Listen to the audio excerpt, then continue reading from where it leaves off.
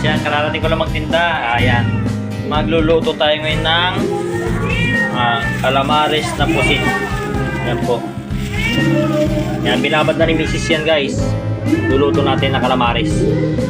Yan, ilinisin muna natin. Kung nalinis ko na yung ating pusit, ilagay na natin siya rito para napatigtigan na po natin yan. Tapos lagyan natin ng pampalasa yan guys. Lagyan natin ng magic syrup. Wait lang. Yan, magic syrup. Yun, tapos mix po natin yan. At i-ready natin yung ating, yan po, meron po tayo dito harina. Wait lang. At ito na po yung ating harina guys. Lagyan natin ng salt. Oh, hindi siya. Asin. Konting asin lang po. Yan. Tapos lagyan natin ng paminta. Yan, lagyan natin ng paminta. Yan lang po. At lagyan natin ng konting ito. Lagyan natin konting bechin. Para ano. Yan po. Nilagyan po natin konting bechin para medyo may lasa yung ating harina. Mix ulit natin yan. Medyo maingay nga lang po yung yung ating kapitbahay ngayon dahil may pong ganap sa kanila. Ayan po, may video okay dun eh. At ito na po, ready na po yung ating paglulutuan.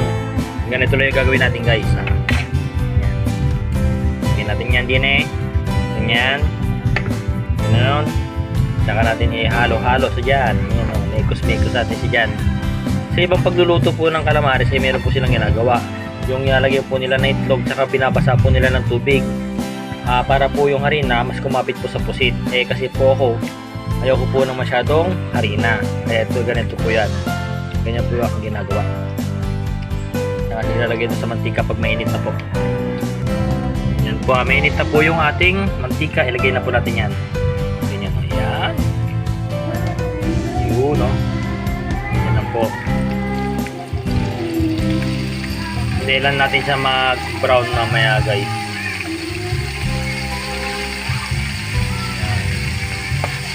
Yun, tumatalsik. At habang hinihintay natin yan guys, gagawa na tayo ng ating sausawan. Ito, sibuyas. At lagyan natin ng sili. Wait lang po. Medyo brown na po yung ating pusit. Pwede na po yan. Yan, gawin na po natin muna. Ito pa guys, may papayan ako kung naghalo. Nagano po ako ng harina, naglagay po ko ng harina, naglagay po ko ng tubig sa harina. Ito po. Ito po natin. Ito po yung ating ginawa na harina po na may tubig. Ita-try po natin yung pagluluto dyan. Lagyan po natin ng dito po natin ilalagay yung pusit natin guys. Ganyan po. Titignan po natin yung pagkakaiba ng pagluluto niya. Merong basang harina. Diyan po sa ganyan ay medyo talaga pong kapit yung harina. Lagyan na po natin dito. Guys, ganyan.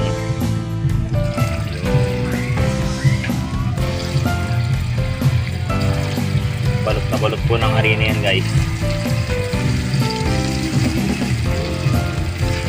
Ganito lang po kasi ang gusto ko. Ayan. Medyo manipis po yung harina. Ayan po. Habang hinihintay po natin yan, ito na po yung ating sausawan guys. So, yan, napakaraming sibuyas yan at sili. Lagyan ko po ng konting asukal, pero medyo matamis na po ng konti. Ayan, wait na po natin yan. Ayan na guys, luto na yung ating pangalawang luto na merong harina po na may tubig. So, medyo malalaki talaga yung kanyang harina. Ayan. Mas magandang tignan itong isa kasi malaki po eh. Kasi yung ginawa ko nung ginawa ko nung yan. Ginawa ko nung isa. Oh, ba't ba ako kulit? Bata. Wait lang. Wait lang, luluto si Papa. Wait. Niluto na natin yan lahat guys. Wait lang po. Let's go. Ayun po, luto na po yung ating calamares. Ayan, luto na yung ating calamares guys. At tara, tikman na natin yan. Husgahan na, dapat husgahan guys kung ano dapat mas masarap sa dalawa pa. Ito po yung mas maraming harina, ito yung konti. Tara. Ito na guys, husgahan natin. Ito po yung mas maraming harina. Ito yung ating sausawan.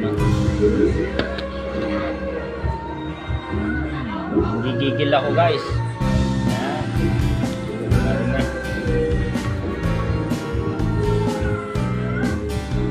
Malutong, malutong.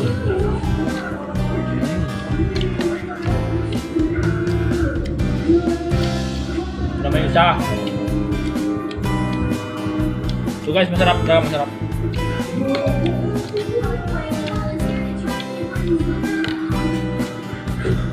Hindi natin maraming buyas. Bukas yan, bubukain.